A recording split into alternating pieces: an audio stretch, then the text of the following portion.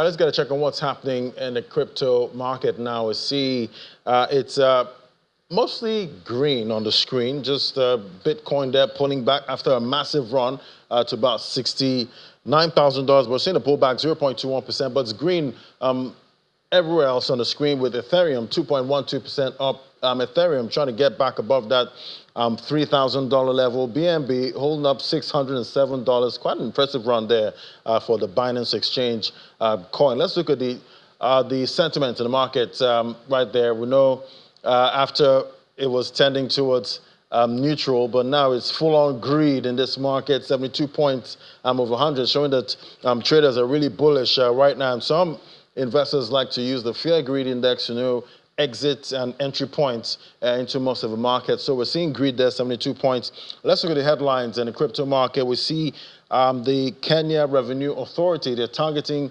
crypto traders there. They've announced a plan to introduce a tax bracket to enhance tax revenue collection in Kenya. That's for crypto traders in Kenya. So we're seeing them there mulling new activities. And we see X Empire, one of the Telegram games, the tap to earn game. X Empire will launch its X token on the open network. That's supposed to be sometime this week, I think about Thursday, but it's revealed of its airdrop allocation. That's the airdrop allocation has drawn complaints from players who say they thought they were eligible for a share of the rewards, but they got messages that they were not eligible. So they're telling Elon Musk to weigh in on the matter, even though it's an Elon Musk inspired project. So it doesn't mean it has anything to do with Elon Musk. But I see Elon Musk getting tagged there on X about what's happening with that. Let's bring in Gilbert Jopata now, financial market analyst. Hello, Gilbert. Greetings, Mr. Ladi. Yeah, greetings, Gilbert. But I'm sure some ex-Empire players are not so happy right now, and I see them trying to tag Elon Musk, telling them to weigh in, the matter for them not getting, some of these coins. Well, how are you seeing it? Yeah, there are always certain policies or terms or rules that always apply when it comes to airdrops, especially the ones that has to do with tapping or mining this way. Most of them used to include using maybe a bot, using bot that is not released by the team for tapping. Some other used to include using multiple accounts. There are ways that they could always track a particular IP. So there are always several rules or policies that always come with these airdrops, but most persons always go against some of this policy, and at the end of the day, you always see complaints like this. So why maybe there are other players in the ecosystem who are complaining? I've also received some feedback from other persons in the ecosystem saying that the X Empire is way better than that of Hamster Combat. So most time, I think persons who always participate in airdrops should always try to adhere to the policy or the rules of the game. Right, and talking about, adhere to the rules at this time, comparing it with other Telegram games at this point, do you think, because at the end of the players just want to know what is it going to be priced at when it hits the market, do you think this one is going to be encouraging? Okay, the thing is, I believe that there is a massive wrong orientation among players, especially in our local community here in Nigeria. But understand what is their challenge. Early when we got into crypto, 2016, 17, 18, this is what happens when we get involved in airdrops. We are always very happy that a project is allocating a given supply to us for free. And all we used to do is we hold these things in our wallets. And sometimes we forget about them for the next 1 year, 2 years, sometimes 3 years. And what you will hear is that particular asset you receive for free is trending.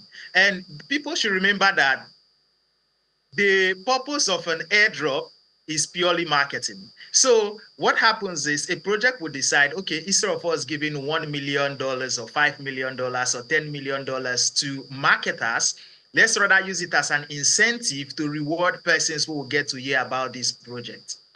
And so the more persons who get involved, let's imagine that, okay, project decide, okay, we are keeping 100 million for these airdrops. Instead of us paying this to KOLs, marketers, let's pay it to the end users.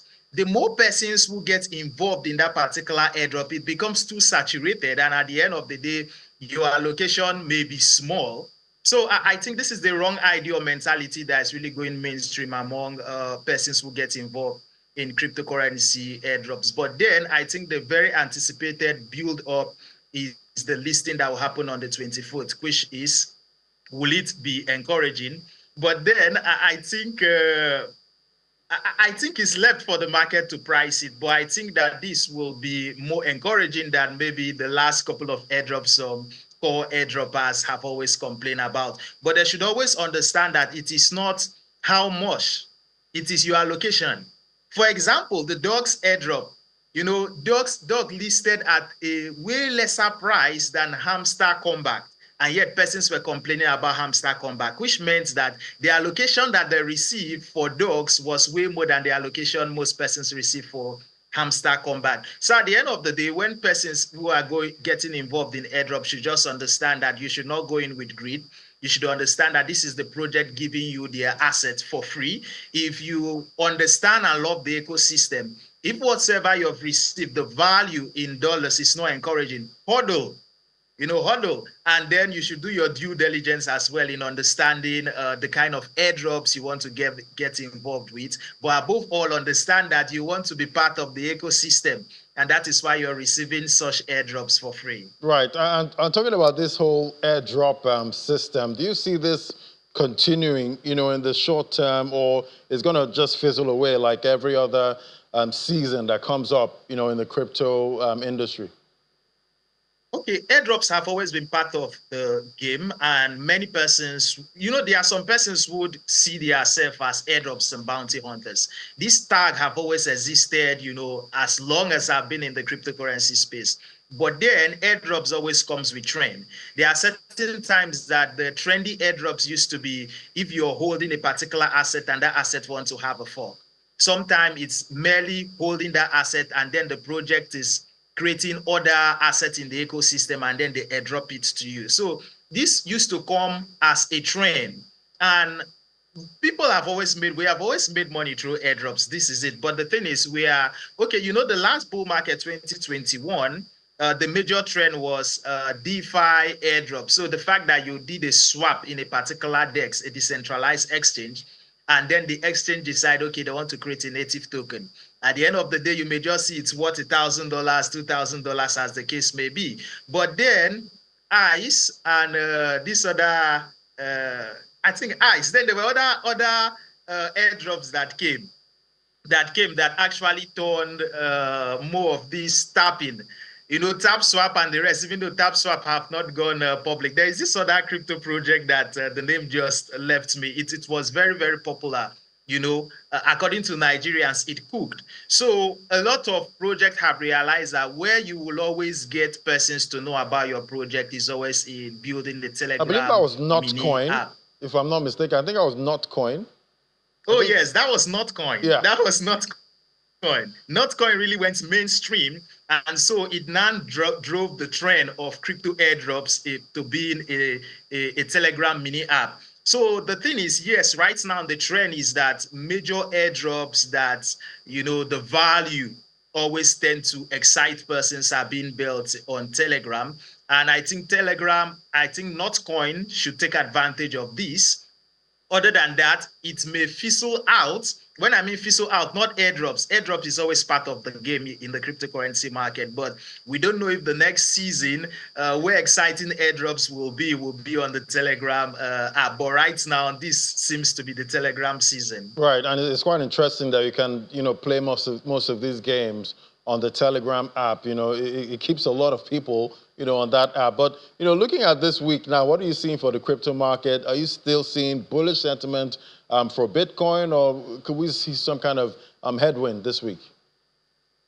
Okay, the market started on a bullish note, and this was more of a continuation of last week price surge, and this week the structure still looks bullish, but there are two things I think we should watch out for. I think first of all, 60K proved to be a very solid support, and this was because when rate cuts happened, a lot of buy orders got into that level and held very strong.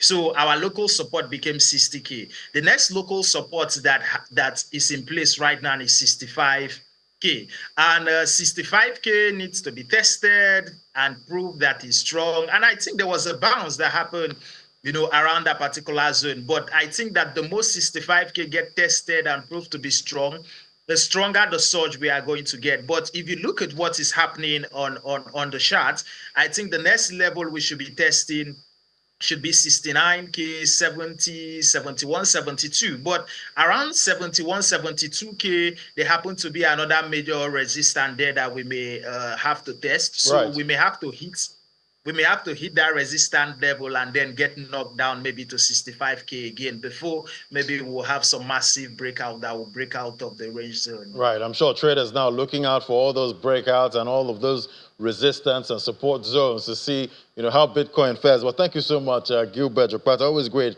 having your perspective. Thank you. Yeah, it's my pleasure. All right, so that's the show today, and that's how most of the markets we track is looking. You can watch this again on our YouTube channel and also continue the conversation on X. I'm Ladi Williams from me and the team right here at Channels HQ. It's bye for now.